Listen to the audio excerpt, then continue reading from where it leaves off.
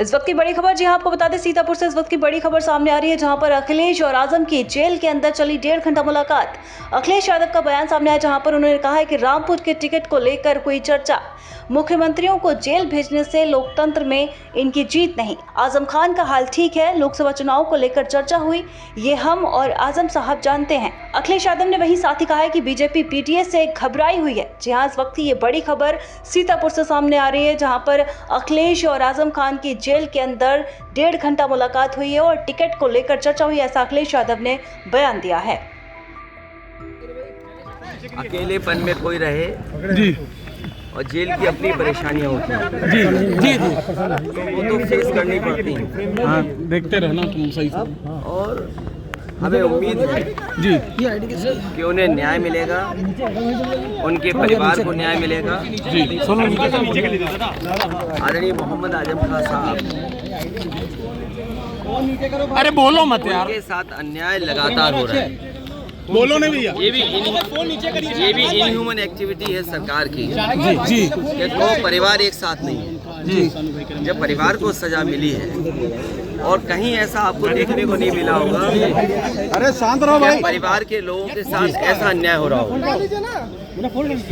कम से कम सरकार को ये दृष्टिकोण तो रखना चाहिए कि परिवार एक साथ रहे। जब इतनी तकलीफ और परेशानी में है, क्या सरकार यही तकलीफ परेशानी देना चाहती है? और वो भी झूठे मुकदमे लगना। सरकार ये कहती है कि दुनिया में उनकी पार्टी सबसे बड़ी है, लेकिन जो लग रहा है Bharatiya Janata party world record नहीं, ये वर्ल्ड रिकॉर्ड से ऊपर चले गए हैं। ब्रह्मांड रिकॉर्ड बना रहे हैं झूठे मुकदमों का। जी लगातार कार्रवाई हो रही है मुख्यमंत्रियों पर। ब्रह्मांड का रिकॉर्ड बना रहे हैं झूठे मुकदमों का, और केवल उत्तर प्रदेश नहीं, रामपुर टिकट को लेकर क्या चर्चा हुई? आप हर जगह मुकदमे झूठे लगाए जा रहे हैं।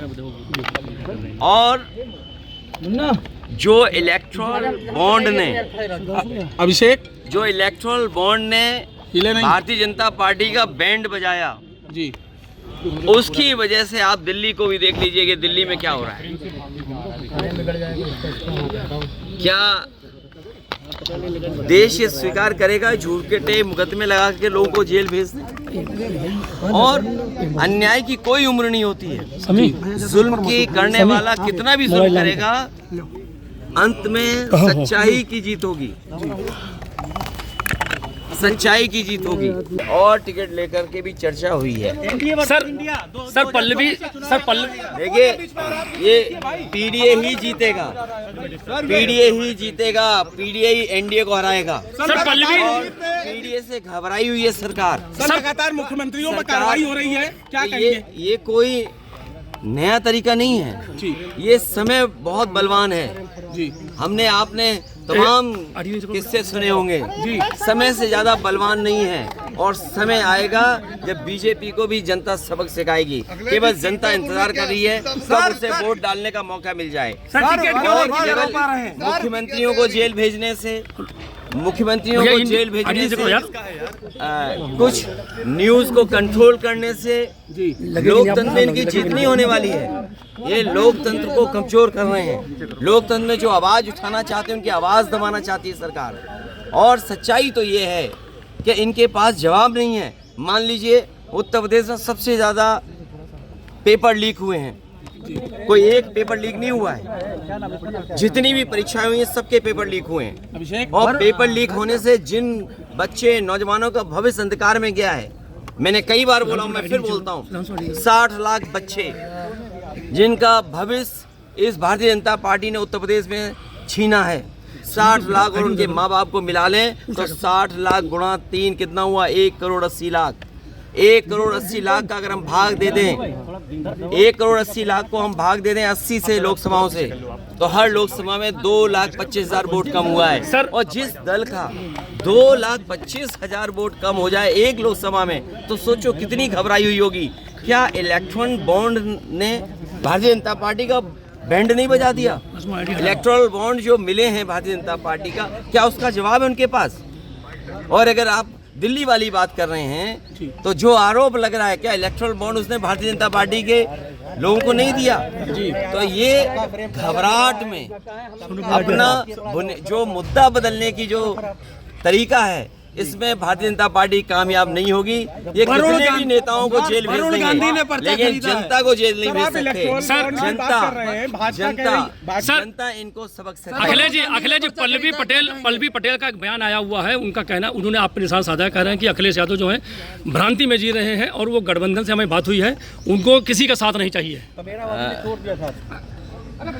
साथ छोड़ने वालों की कहानी बहुत लंबी है और आपसे बेहतर कोई नहीं जानता हुए कौन क्यों साथ छोड़ रहा है। आप वरुण गांधी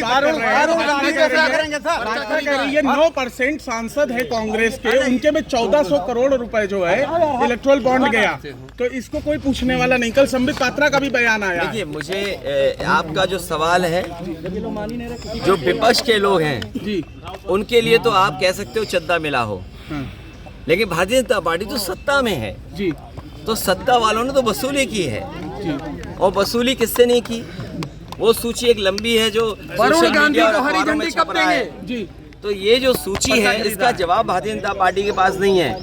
अगर भारतीय जनता पार्टी ये कहना चाहती कि चंदा उन्हें मिला है, चंदा उन्हें मिला होगा, लेकिन वसूली तो बीजेपी ने की। तो ये जो 6000 करोड़ रुपए जो गए हैं,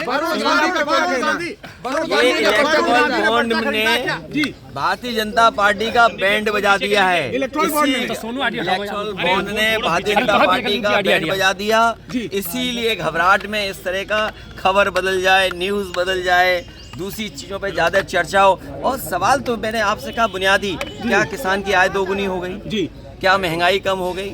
क्या नौजवानों को नौकरी रोजगार दे दिया जी? क्या आज उत्तर प्रदेश में लोग सुरक्षित हैं? कहाँ घटना नहीं हो रही? क्या आप सोच सकते हैं कस्टोडियल डेथ हो रही हो? जो लोग विश्व गुरु बनाने का संकल्प लेते हो, विकसित भारत को बनाने का सपना लेते हो, वहाँ कस्टोडियल डेथ में वो प्रदेश नंबर 1 हो। बदायूं कांड पे क्या सर, आजम खान से क्या बात हुई आपकी? जितने भी कांड हो रहे हैं, लॉ एंड ऑर्डर, आप खुद सोचिए, 3 घंटे में एनकाउंटर कर दिए। आप खुद सोचिए कि जो सरकार ये कहती है कि 0 टॉलरेंस है लॉ एंड ऑर्डर के मामले में, इसका मतलब ये सरकार इंतजार करती है घटना होने का। आजम खान से क्या बात हुई सर? जो रिस्पॉन्स सिस्टम बना है, या जो लॉ एंड ऑर्डर का 0 टॉलरेंस की बात थी, वो 0 टॉलरेंस 0 हो गई कि नहीं हो गई? बदायूं की घटना ने साबित कर दिया है कि 0 टॉलरेंस का नारा देने वालों का लॉ एंड ऑर्डर 0 टॉलरेंस 0 है। आजम खान चुनाव के लिए क्या बोले सर? आजम खान चुनाव के लिए क्या बोले? उससे अच्छी बात हुई है, वो हम और वो जानते हैं। सर, वरुण गांधी समाजवादी पार्टी का गढ़ है, आपने कांग्रेस को सीट दे दी। तो कोई बात नहीं, हमारे गढ़ के लोग, जिसको आप गढ़ बोल रहे हो, हमारे गढ़ और संगठन के लोग मदद करेंगे। जो भी कांग्रेस का सर, बदायूं में अक्षय यादव या शिवपाल यादव, तो क्या लग रहा है ये जो कार्रवाई है वो लगातार बदायूं में अक्षय यादव या शिवपाल यादव? राहुल गांधी में मिल गए, सभी लोग इसको अपोज कर रहे हैं। क्या लगता है कि चुनाव आते आते और भी लोगों की तरह से जेल भेज दिया जाए? देखिए, बीजेपी घबराई हुई है जी। बीजेपी को पता है कि जनता इस बार सत्ता से हटा देगी उन्हें जी। चाहे वो महंगाई का सवाल हो, चाहे वो इलेक्ट्रोल बॉन्ड का सवाल हो, चाहे बेरोजगारी का सवाल हो, चाहे किसान। आप कल्पना कर सकते हैं, जिस सरकार के खिलाफ नौजवान और किसान हो और व्यापारी हो और बड़े पैमाने पे अन्याय के खिलाफ जनता खड़ी हो जाती हो, तो ये घबराहट में जो एक्शन ले रहे हैं, घबराहट से जो ईडी, सीबीआई, इनकम टैक्स को आगे कर दे रहे हैं, ये केवल बदनाम करने के लिए, लोगों को कमज़ोर बनाने के लिए। लेकिन हमें उम्मीद है कि जितने भी इंडिया गठबंधन के साथी हैं, वो मजबूती से लड़ेंगे और जनता को न्याय दिलाने का काम करेंगे। समाजवादी पार्टी का मुद्दा चुनाव में, आप कन्नौज से कब घोषणा करेंगे? मैंने आपसे कहा, बीजेपी से सावधान रहिए, मतदान तक सावधान रहिए, कुछ भी बीजेपी कर सकती है। सर, निष्पक्ष चुनाव की बात कर रहे हैं, खड़गे साहब ने कल कहा है निष्पक्ष चुनाव हो। आपको क्या लगता है निष्पक्ष नहीं होगा? अरे, हमारा मीडिया निष्पक्ष नहीं है। अरे, तुम चुनाव की बात कर रहे हो जी। हमारा मीडिया भी कभी कभी निष्पक्षता वाला जो हिस्सा है, जो पक्ष है, वो भी भूल जाते हैं। इसलिए हमें उम्मीद है कि हमारे मीडिया के साथी ये जो यहाँ आए हैं, ये